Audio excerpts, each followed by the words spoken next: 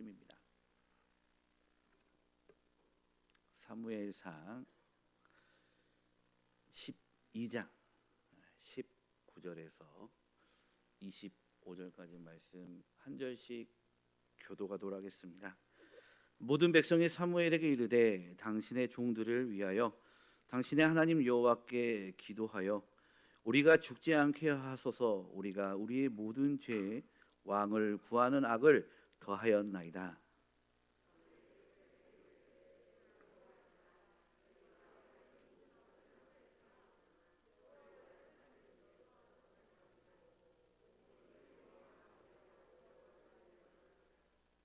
돌아서서 유익하게도 못하며 구원하지도 못하는 헛된 것을 따르지 말라. 그들은 헛되니라.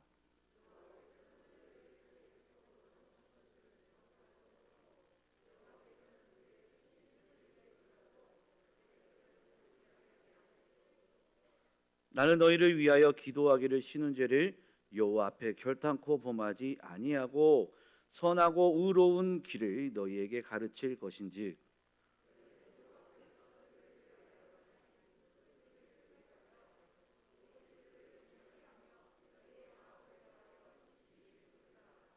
만일 너희가 함께 읽겠습니다. 만일 너희가 여전히 악을 행하면 너희와 너희 왕이 다 멸망하리라. 아멘. 오늘 본문에 보면은 이 23절 나는 너희를 위하여 기도하는 하기를 쉬는 죄를 범하지 않겠다. 저희가 많이 들어본 여러 많이 들어본 말씀인데요. 이 말씀이 어떻게 해서 나오게 되었는지 오늘 이 사무엘상 12장을 통해서 함께 말씀을 한번 차근차근 나눠보도록 하겠습니다. 사무엘서 전체에서 이스라엘 역사의 분기점이 되는 중요한 사건, 이 사건이 바로 사무엘상 12장에 등장하게 되죠. 사무엘상은 어떠한 내용입니까? 사사기와 사무엘 이거는 사사 시대와 왕정 시대로 넘어가는 이 과도기적인 통치 체제의 변화라는 큰 주제를 가지고 있습니다. 백성들이 끊임없이 요구해온 새 상황에 대해서 하나님과 사무엘은 계속해서 말을 합니다. 다시 한번 생각해 봐라. 왕을 세우면 이런저런 문제들이 있는데 그래도 너희가 왕이 필요한 것이냐라고 끊임없이 왕정 체제로 넘어가는 과정 속에서 묻고 있는 것이죠. 몇 차례에 걸쳐 검증하는 가운데 백성들의 마음이 절대로 포기되지 않는다는 것을 확인하게 됩니다. 암몬의 나하스가 쳐들어왔을 때 격하게 분노하는 사울에게 하나님의 영이 임하고 그는 혁혁한 공을 세우게 됩니다. 그리고 백성들의 입에서는 사울에 대한 칭송이 또한 사울에 대한 인정이 거듭해서 표현되게 되죠. 그리고 백성들의 이러한 사울에 대한 칭송적인 분위기가 고무됨으로써 이제 이 사울이 왕으로서의 국민적 공감대가 형성되게 됩니다. 그것을 사무엘이 유심히 보고 이제는 더는 안 되겠다라고 판단을 한 것이겠죠. 암몬과의 전쟁은 사실상 마지막 확인이었습니다. 그 전쟁은 이스라엘이 이길 수 없는 전쟁이었죠. 그 전쟁을 통해서 하나님이 얼마나 치밀하게 이스라엘을 사랑하시고 하나님의 온전한 은혜로 승리를 할 수 있게 되었음을 밝혀 보여주었음에도 불구하고 백성들은 그 전쟁에 대한 승리가 사울이 가져온 승리다라고 이해했습니다. 사람들은 자기가 보고 싶은 것만 보고 듣고 싶은 것만 듣게 되어 있는 것이죠. 인간이라는 존재는 절대로 이 말로 설득되는 존재는 아닌 것 같습니다. 사무엘은 어쩔 수 없이 이 사울의 왕권을 전 이스라엘 사람들 앞에 공인시키고 자기는 역사의 무대 뒤로 이제 퇴장할 준비를 하게 됩니다. 서서히 역사가 전환되어져 가는 시기가 된 것이죠. 우리 사무엘상 11장 15절 한번 보도록 하겠습니다. 사무엘상 11장 15절입니다.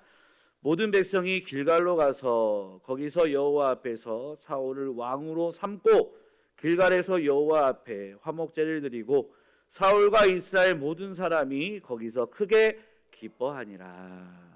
아멘.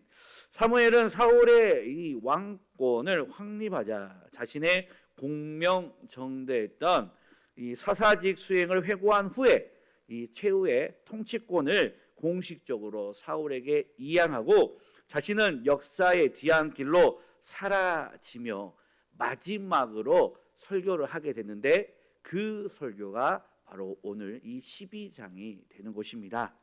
그렇다면 사무엘은 과연 백성들에게 그 설교에서 무슨 말을 했을까요? 마지막 설교입니다. 마지막 설교니 어떠한 말을 백성에게 그는 전달하고자 하였을까요? 우리 사무엘상 12장 1절에서 3절 한번 보도록 하겠습니다. 12장 1절에서 3절입니다. 함께 보겠습니다. 사무엘이 온 이스라엘에게 이르되 보라 너희가 내게 한 말을 내가 다 듣고 너희 위에 왕을 세웠더니 이제 왕이 너희 앞에 출입하느니라. 보라 나는 늙어 머리가 희어졌고 내 아들들도 너희와 함께 있느니라. 내가 어려서부터 오늘까지 너희 앞에 출입하였거니와 내가 여기 있나니 여호와 앞과 그의 기름 부음을 받은 자 앞에서 내게 대하여 증언하라. 내가 누구의 소를 빼앗았느냐 누구의 나귀를 빼앗았느냐 누구를 속였느냐 누구를 압제하였느냐 내 눈을 흐리게 하는 뇌물을 누구의 손에서 받았느냐 그리하였으면 내가 그것을 너희에게 갚으리라 하니. 마지막 설교를 하면서 사무엘이 지금 이제 이 세 명의 대상에게 5가지에 걸쳐서 자기의 검증을 하고자 합니다. 사무엘이 검증받으려는 대상은 이제 세 대상인데요. 한 대상은 하나님입니다.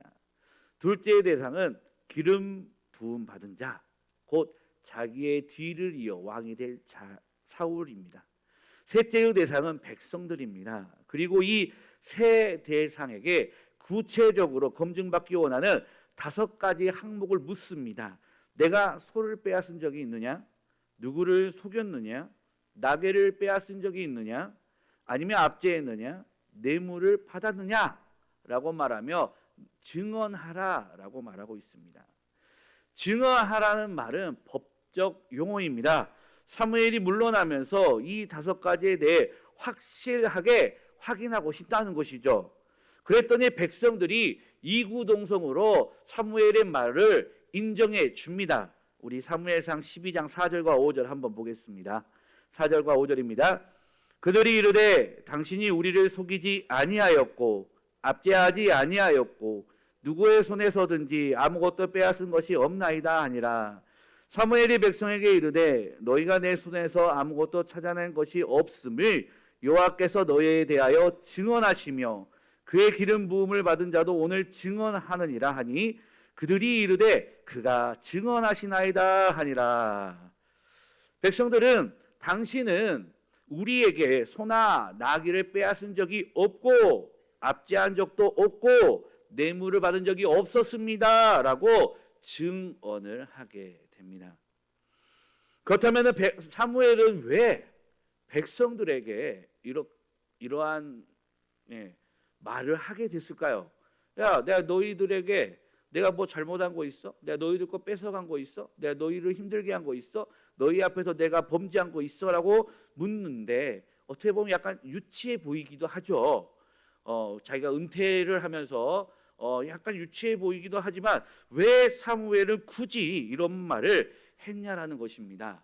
여기에는 2가지 이유가 있습니다. 하나는 바로 너희가 왜 그런데 너희가 왜 왕을 구했냐라는 것이죠. 이들의 왕을 구한 동기가 잘못되었다. 너희가 왕을 구한 동기가 잘못되었다라는 것입니다. 하나님도 사울도 사무엘의 오랜 세월의 리더십 안에서 흠을 찾지 못했다는 것이죠. 사무엘이 오랜 시간 동안 어려서부터 이스라엘 백성들 앞에 하나님 앞에 출입하면서 그 백성들을 다스리고 가르치고 인도했잖아요. 그런데 그 사무엘에게 있어서 이 사울도 또 하나님도 그의 문제를 찾지 못하였다는 것입니다. 또한 섬김의 대상이었던 백성들 역시도 그 사무엘의 흠을 찾지 못하였다는 것이죠. 그렇다면 이들이 왕을 구하는 동기가 잘못되었다는 것을 말하고자 하면 우리는 보게 되는 것입니다. 둘째로 왕을 구한 후에 벌어지는 모든 일에 책임에 있어서 소재를 분명히 하자는 것이죠. 이 모든 일에 대한 이후에 일어난 책임은 이제 누구의 책임이 되는 겁니까? 너희의 책임이라는 것입니다. 왕을 세워서 감당해야 될 책임이 분명히 백성들에게 있다는 것을 사무엘이 자기의 검증을 통해서 보여주고 있는 것이죠. 예를 들어서 내가 잘못해서 너희가 나를 못 믿어. 사무엘이라는 지도자가 못된 짓을 많이 해서 나는 당신을 못 믿기 때문에 우리에게 왕을 주소서라고 말을 하는 것이었다라며, 그렇다면은 그들이 왕을 구하는 것이 문제가 되지 않지만 지금 사무엘에게는 어떤 흠이 없잖아요. 사무엘이 사사로서의 사명을 감당하는데 그가 그 자리에서 물러나고 왕으로 들어서야 될 그의 흠은 하나도 찾을 수 없는 것이죠. 그럼에도 불구하고 너희가 여기서 왕을 구한다라는 것은 이제 일어나는 모든 일들에 대한 책임은 너희에게 있는 것이고, 이 구하는 건 역시 너희가 잘못된 것을 걸어가고 있다라는 것을 계속적으로 이스라엘 백성들에게 말해주고 있는 것입니다. 이와 같이 마지막 사사였던 사무엘은 자신의 삶을 통하여 이스라엘 백성들이 얼마나 잘못된 것을 구하고 있는지를 백성들에게 알림과 동시에 또한 지난 이스라엘의 역사를 통해 이스라엘의 참된 통치자가 그럼 누구였느냐라는 것을 분명하게 드러내게 됩니다. 우리 사무엘상 12장 6절과 7절 한번 보겠습니다. 6절과 7절입니다. 사무엘이 백성에게 이르되 모세와 아론을 세우시며 너희 조상들을 애굽 땅에서 인도하여 내신 이는 여호와이시니 그런즉 가만히 서 있으라. 여호와께서 너희와 너희 조상들에게 행하신 모든 공의로운 일에 대하여 내가 여호와 앞에서 너희와 담론하니라. 여호와께서 너희와 너희 조상들에게 행하신 모든 공의로운 일, 곧 지난 이스라엘의 역사를 통해 드러난 일을 통하여 이스라엘의 참된 통치자가 누구인지를 사무엘은 이제 밝히고자 하는 것이죠. 사무엘은 쭉 이스라엘의 역사에 대해서 백성들에게 이야기하기 시작합니다. 애굽에서 살아가던 이스라엘 백성들이 여호와께 부르짖자 하나님께서는 이 이스라엘 백성들을 생각하셨고 때가 참에 모세와 아론을 보내 애굽에서 그들을 인도하여 내셨고 광야를 지나 가나안 땅을 허락해 주셨다. 그런데 가나안 땅에 정착하였던 이스라엘 백성이 하나님을 잊어버렸고 하나님께서는 블레셋과 또 암몬 모압 왕과 하솔 군사령관 시스라 등에 의해 이스라엘 백성들을 손에 넘기셨고 이방 민족의 압제로 말미암아 이스라엘 백성들이 다시 하나님께 부르짖었다. 이스라엘 백성들은 이방 우상을 섬겼던 자신들의 죄를 깨닫게 되었고 하나님께 자신들을 건져내 주시며 하나님을 섬기겠습니다라고 부르짖었다라고 지난 이스라엘의 역사에 대해서 쭉 이야기를 하게 되는 것이죠. 그러면서 이 사무엘이 4명의 사람을 열거합니다. 4명의 사람을. 우리 12장 11절 한번 보겠습니다. 12장 11절입니다.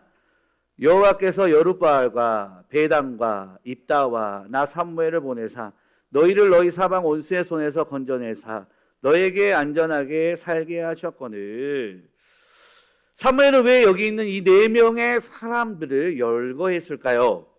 여룻바알, 베단, 입다, 사무엘이 갖는 의미가 무엇일까요? 이 4인물에는 공통점이 있습니다. 어떤 공통점이 있습니까? 이 4명의 인물에는 공통점이 있어요. 어떤 공통점이 있습니까? 그들이 사사였다는 것이죠. 사사는 사사시대의 이스라엘 백성을 섬겼던 하나님의 종들이었습니다. 그렇다면 그들이 갖는 특징이 무엇이냐라는 거죠. 첫 번째 인물은 누구였어요? 여룻바알입니다. 여룻바알. 여룻바알은 누구를 가리킵니까? 기드온을 가리키죠. 여룻바알은 이름이 아니에요. 기드온의 별명입니다. 여룹이라는 말은 대항하여 싸우다라는 것입니다. 그럼 여룻바알의 뜻이 뭘까요? 바알에게 대항하여 싸운 자, 싸운 사람이라는 것이죠. 기드온이 아버지의 집에 있었던 바알과 아세라상을 깨어 부셔 드리고 맙니다. 그리고 그래서 기드온을 큰 용사라고 말했죠. 그리고 기드온과 함께 했던 특공대를 기드온의 300용사라고 부르잖아요. 그런데 기드온의 모습이 원래 그랬습니까? 어떤 굉장히 남성적이고 막 이렇게 막 능력이 있어 보이고 막 힘이 있고 막 앞장서는 그런 사람이었습니까? 사사기를 보면 이 기드온에 대해서 나오죠. 이스라엘이 미디안에게 7년간 극심한 압제 가운데 놓여 있을 때 하나님께서 기드온을 부르시는데, 기드온을 부르실 때 기드온이 어디에 있었습니까? 바로 포도주 틀에 숨어 있었습니다. 포도주 틀에. 포도즙을 짤 때 이물질이 들어가기면 안 되기 때문에 이 포도즙 틀은 사방이 가로막힌 굉장히 좁은 공간입니다. 근데 기드온이 그 좁은 공간에서 뭘 하고 있었습니까? 밀을 타작하고 있었죠. 밀을 타작하려면 좁은 공간에서 해야 됩니까? 넓은 공간에서 해야 됩니까? 넓은 공간에서 해야 되죠. 바람이 잘 불어야 하기 때문에 넓은 광장이나 높은 곳, 사방이 탁 트인 곳에 해야 합니다. 하지만 기드온은 지금 미디안 사람들이 두려워서 포도즙을 짜는 굉장히 좁고 이렇게 가로막혀, 사방이 가로막혀 있는 공간에 숨어서 타작을 하고 있다는 것입니다. 그때 하나님께서 기드온에게 나타나서 뭐라고 부릅니까? 큰 용사여라고 부릅니다. 지금 기드온의 모습과 큰 용사여라는 말이 어울립니까? 막 적의 눈에 피해가지고 막 꼼지락꼼지락 하고 있는데 하나님이 야, 큰 용사여라고 말하는데 이게 어울리냐는 것이죠. 이 말은 반어적인 말로서 절대 칭찬이 아닙니다. 내가 정말 큰 용사냐? 라는 말이죠. 하나님이 기드온을 그렇게 큰 용사로 만들겠다는 말이 되기도 합니다. 양털이슬 시험과 같은 확인과 검증을 통해 하나님은 결국 미디안 적국 앞으로 기드온을 밀어내십니다. 기드온은 300명을 데리고 미디안의 연합군과 싸움을 하게 되죠. 처음 소집된 인원은 32,000명이었습니다. 하지만 하나님이 이 백성들이 자기의 힘으로 이겼다라고 할까 염려가 되어서 10,000명으로 줄이고 그 10,000명 중에서 또 300명으로 줄이게 되었던 것이죠. 기드온의 300용사라고 하니까 우리는 그들이 대단한 전투 능력을 가진 막 용감한 특공대로 알고 있지만 하나님은 마지막 선별 과정에서 단지 숫자가 적은 자를 택한 것뿐이었습니다. 그들이 32,000명 중에서 정말 엑기스의 일당백의 전사들이어서 그들을 뽑은 것이 아니고 그들이 단지 숫자가 적었기 때문에 그들을 뽑았다라는 것입니다. 뽑혀서 그냥 등 떠밀려서 나아간 군사들일 뿐입니다. 이 모든 과정과 결과는 하나님이 누구신지에 대해서 알게 하시고 하나님의 전능하심을 드러내고 이 전쟁은 내가 한다라는 것을 백성들과 기드온에게 가르쳐 주기 위한 것이었습니다. 기드온은 이렇게 이스라엘 평양에 메뚜기처럼 펼쳐져 있던 미디안과 아말렉과 동방사람들 연합군 13만 5천 명을 한 사람 치듯 섬멸하는 놀라운 일을 행하게 되죠. 두 번째 인물은 누굽니까? 베단이죠. 70인령 성경에서는 베단은 바락으로 나와 있습니다. 바락. 당시에 드보라라는 여선지자가 있었습니다. 바락의 지위는 손쉽게 말하면 이스라엘의 국방부 장관이었죠. 당시 이스라엘은 우상 숭배로 인해 하나님의 진노를 사게 되었고 하솔을 통치하고 있던 가나안 왕 야빈이 20년 동안 야빈에 의해서 20년 동안 압제를 당하고 있었습니다. 야빈의 군대장관 시스라가 철병거 900승을 가지고 이스라엘을 쳐들어왔을 때 드보라가 바락에게 스불론과 납달리 지파 중에서 10,000명을 데리고 올라가서 싸우라라는 하나님의 말씀을 전합니다. 하나님의 명령하셨고 거기에 가기만 하면 승리하게 되는 것이죠. 그런데 그 말은 들은 바락은 주저하게 됩니다. 드보라에게 말을 하죠. 당신이 나와 함께 가면은 내가 가거니와 당신이 가지 않아야 하면 나는 안 가겠다라고 말을 합니다. 이스라엘 남자의 대표인 국방부 장관이 여자에게 이렇게 말을 하고 있는 것입니다. 3000년 전 남성 주도적 시대에 바락이 두려워서 몸을 사리고 여자를 의지하고 그 치마폭 뒤로 숨어 있는 것을 우리는 보게 되는 것입니다. 하지만 결국 하나님께서는 그런 못난 이스라엘의 그 바락을 통해서 하나님은 전적인 은혜를 부어주시고 만 명의 군사를 통해 철병거 900승을 가진 이스라엘 군대를 이기게 하셨다라는 것입니다. 세 번째 인물은 누구입니까? 입다죠. 기생 길르앗의 아들입니다. 비주류입니다.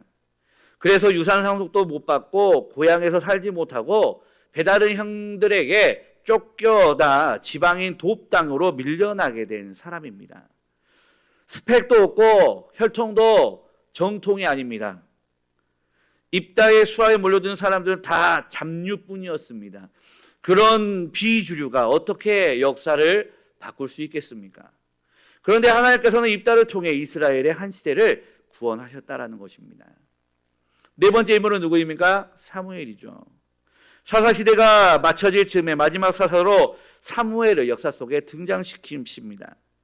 사무엘은 불임으로 슬펐던 아이를 낳을 수 없던 여자에게 태어나게 됩니다.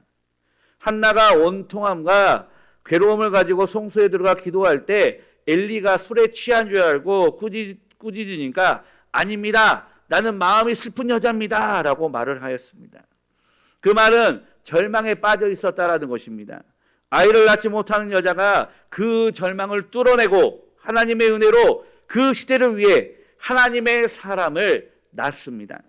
삭도를 머리에 대지 않고 나실인으로 온전히 드립니다. 그 시대는 사무엘과 같은 아이를 낳을 수 없는 시대였지만 하나님께서는 이 한나를 통하여서 사무엘을 낳게 하여 주시고 그 어둠 속에 한 줄기의 빛이 되는 하나님의 사람을 세워 가셨다라는 것입니다. 그렇다면 이 네 인물이 나타나는 공통점이 무엇입니까?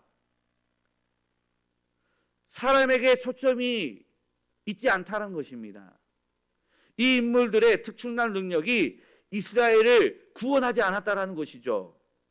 하나님께서 이 사람들을 통하여 친히 역사의 어둠을 걷어내고 병든 역사를 뚫어내셨다는 것을 강조하고 있는 것입니다. 그냥 요르발, 베단, 입다, 사무엘 그냥 말하는 것이 아니고 이 사람들은 아무것도 아니다. 이 사람들은 아무런 능력도 없는 자들이다. 그런데 하나님께서 이 사람들을 통하여서 일하셨고 이 사람을 통해서 구원하셨다. 결국에는 구원은 누가 하시는 거예요?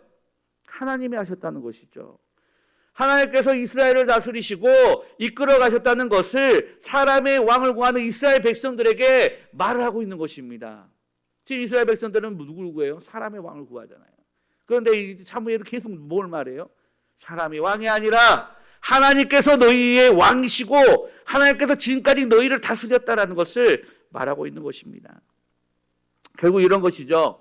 내가 사사로 너희를 다스리며 불법을 행한 적이 있니? 없지. 이방의 앞제로부터 이스라엘을 구원했던 사사들을 한번 생각해봐. 사사들이 능력이 뛰어나서 그들이 이스라엘을 구원했을까? 아니야. 그들은 참으로 부족한 사람들이었는데 하나님께서 그들을 택하시고 그들에게 능력을 주셔서 그들이 사사로서 이스라엘을 구원할 수 있었던 거야. 결국 이스라엘을 다스리시고 인도하시는 분은 하나님이셔. 그런데 너희는 왜 하나님을 버리고 사람의 왕을 세우려는 거지? 너희는 지금 잘못된 길을 가고 있어라고 사무엘은 이스라엘 백성들에게 강력하게 말을 하고 있다라는 것입니다. 그리고 결정적으로 자신의 모든 말, 그 사람의 왕을 구하는 일이 하나님 앞에서 죄악된 이름에 대해 뒷받침해줄 증표에 대해서 말을 하게 됩니다. 우리 17절 한번 볼까요? 17절입니다. 오늘은 밀베는 때가 아니냐. 내가 여호와께 아뢰리니 여호와께서 우리와 비를 보내사 너희가 왕을 구한 일 곧 여호와의 목적에서 범한 죄악이 큼을 너희에게 밝히 알게 하시리라. 네. 오늘 곧 밀베는 때 우레와 비를 내린다며 그것이 바로 너희가 왕을 구한 일이 하나님 앞에서 얼마나 큰 죄인지에 대한 증표야 라고 말을 하고 있는 것입니다. 이스라엘의 기후는 우리랑 같지 않죠. 우리하고 달라요. 그래서 우기와 건기로 나누어지게 됩니다. 우기는 10월에서부터 그 다음에 3월까지가 우기이고요. 또 건기는 4월 초에서 시작돼서 9월까지가 건기입니다. 일반적으로 4월 초 늦은 비가 내리지만 건기가 시작되는 5월과 9월 초순까지는 거의 이스라엘 전역에 비가 내리지 않는 것이 특징입니다. 그리고 이스라엘에서 보리는 대개 3월에서 4월경, 또 밀은 5월에서 6월경 추수를 하게 됩니다. 따라서 건기가 5월부터 시작된다고 봤을 때 지금은 오늘은 지금 어떤 때예요? 밀베는 때라고 했죠. 그러면 밀베는 때면은 지금 시기적으로 몇 월 정도 되는 거예요? 5월에서 6월입니다. 그러면은 이 오늘이라는 이 시점은 비가 전혀 내리지 않는 언제를 말하는 거예요? 건기를 말하는 것이죠. 그러므로 본문은 이런 건기에 우레와 비가 내린 것이 우연한 자연의 현상이 아니라 하나님에 의해 이루어진 기적적인 사건임을 말하고 있는 것입니다. 곧 내일 해가 동쪽에서 뜨면 그건 당연한 거예요? 특별한 거예요? 당연한 거죠. 만약 해가 서쪽에서 뜬다면 뭐예요? 놀랄 만한 일이 되는 것이죠.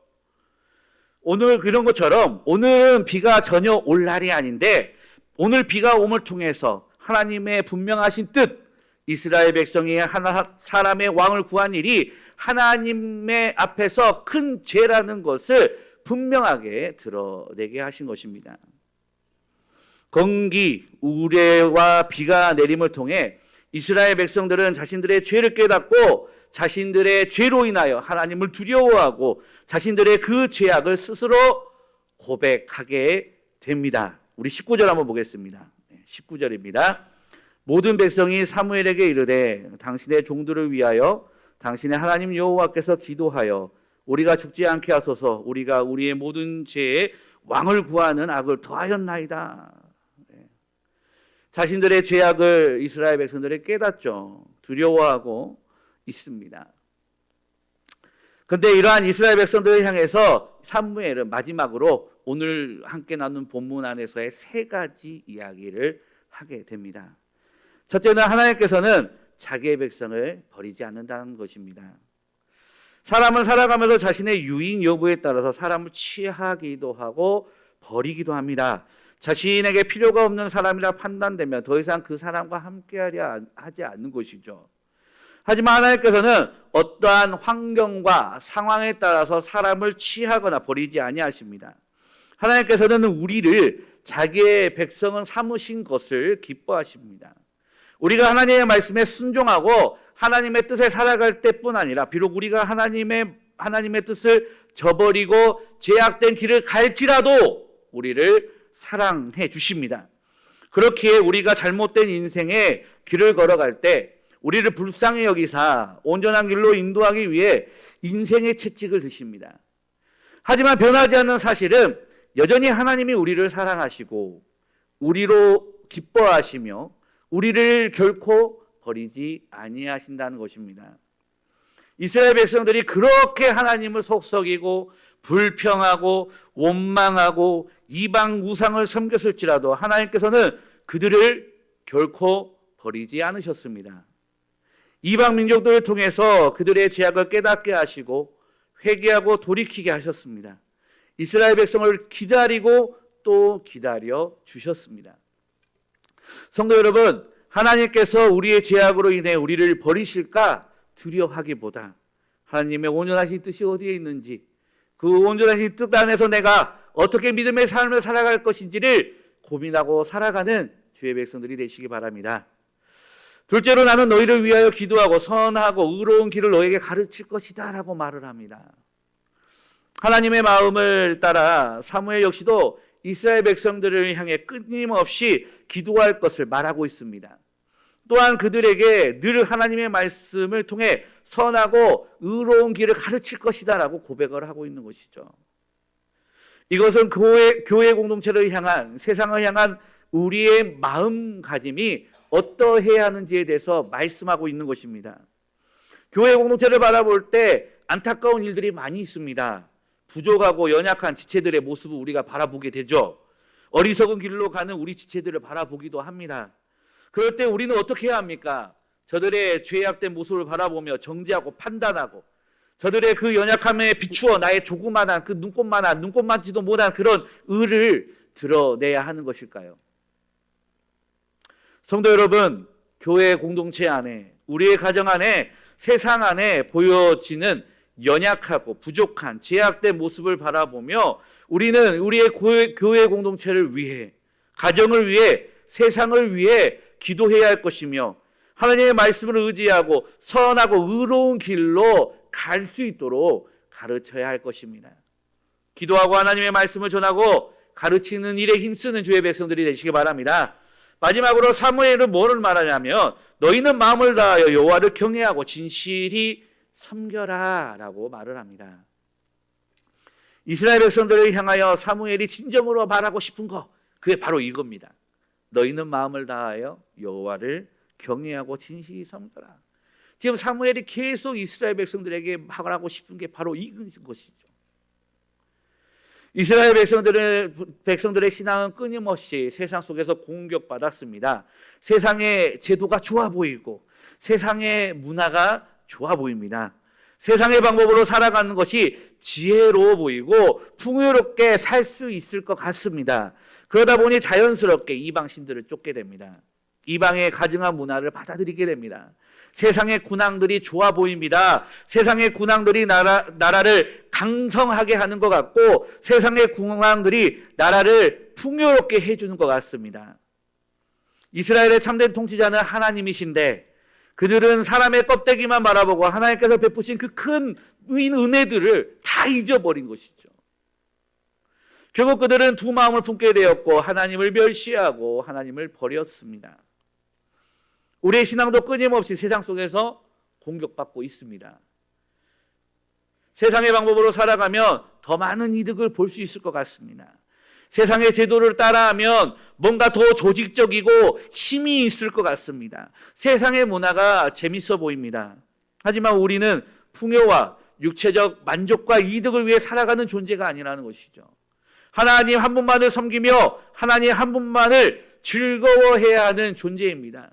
사랑하는 성도 여러분, 우리에게 베푸신 하나님의 크신 은혜를 하나하나 세어보시기 바랍니다.